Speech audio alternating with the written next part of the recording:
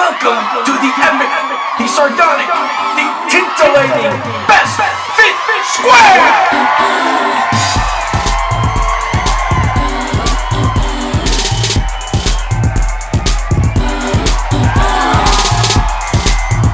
Hey folks, welcome back to Best Fit Square Show. I'm your host, Manuel Ortega.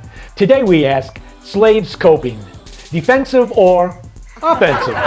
Here to help us better understand is our very own in-house scholar, PT. Hey PT. Hey Mo. There was a unique Hispano-American institution known as coartación. That's right.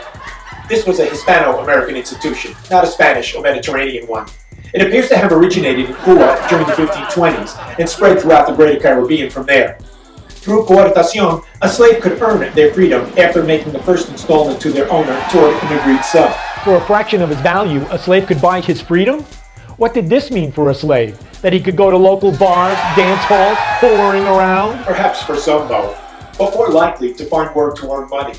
By 1760, at least one mulatto owned a sugar mill, so it seems to have worked well for some. A couple of other rights possessed by slaves in Cuba included that of changing their master for a new one, if a new one could be found.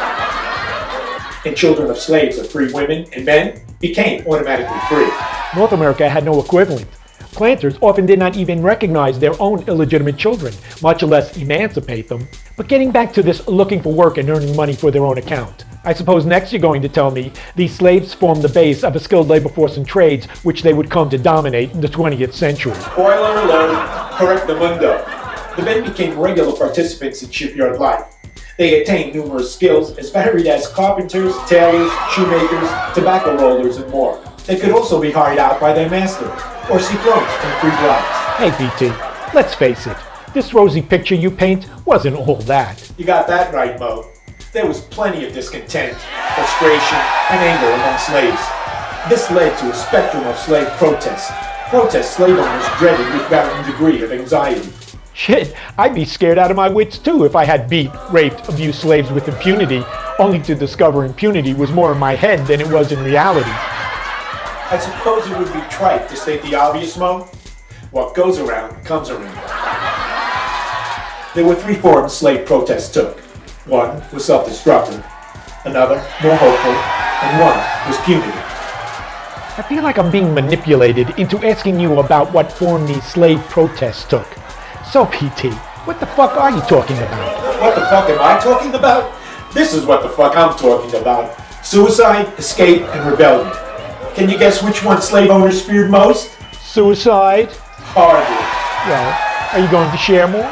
Or just stand there smugly? Sure. Suicide appealed to slaves because they believed they would thereby return to Africa. The most common ways were hanging themselves, asphyxiation, or poison. Poison themselves? How? By eating dirt?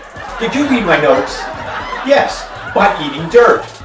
Slaves also made use of the guao tree. Its flowers had a fatal scent.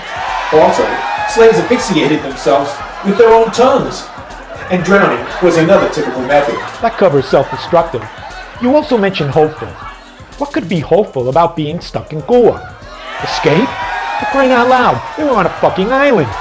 Where are they going to go? Another plantation? Not quite.